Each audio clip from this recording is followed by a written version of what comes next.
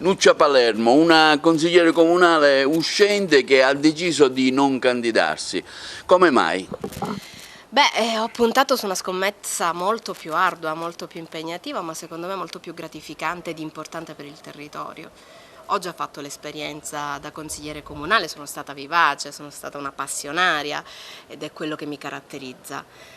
E ho già conosciuto quelle che sono le dinamiche interne al Consiglio e quella che è la macchina amministrativa. Oggi questo bagaglio deve servire per dare una svolta. Si parla tanto di cambiamenti, di rinnovamenti, di classe politica inesistente, vecchia, datata.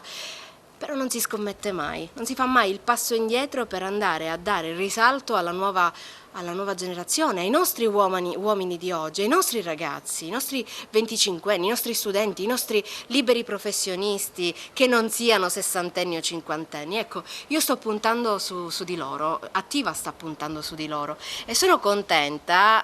Io ho girato, i ragazzi hanno girato un programma dove danno degli spunti alla nuova amministrazione, qualsiasi essa sia, qualsiasi colore abbia, dal 6 ottobre in poi, per riuscire a dare qualcosa di concreto al nostro territorio. Sono 5 giovani ragazzi, quelli che hanno firmato questo programma, che magari se riusciamo a vedere anche in video, e sono dei ragazzi che comunque hanno voglia di riappropriarsi del loro presente per costruire loro il futuro, per evitare di entrare in quelle logiche di partito, di famiglie allargate, di voti soltanto per la conta di questi ultimi senza dare nulla al nostro territorio. Quindi l'invito è a voi ragazzi.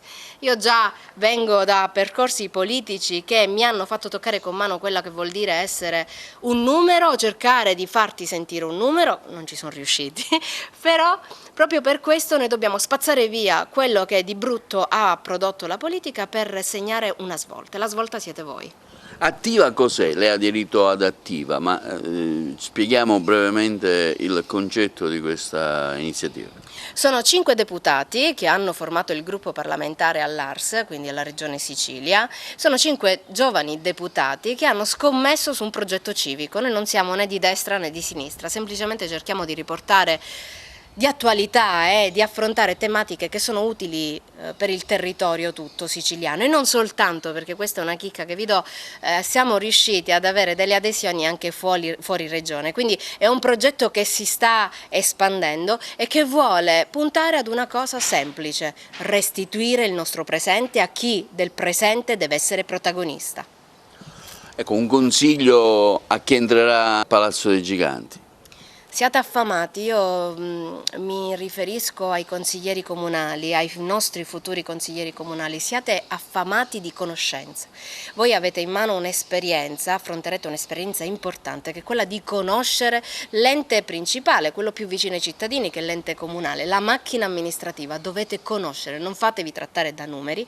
Io vi aspetto, perché vedo che ci sono tanti candidati in progetti civici, io vi aspetto per iniziare un programma, un percorso insieme. I presupposti ve li ho già accennati, quindi voglio cercare di dare luce ai nostri uomini e alle nostre donne, quindi siate affamati di conoscenza, non fatevi gestire, non diventate semplicemente dei voti all'interno dell'aula, ma cercate di essere protagonisti di quello che è un percorso importante per la vita della città.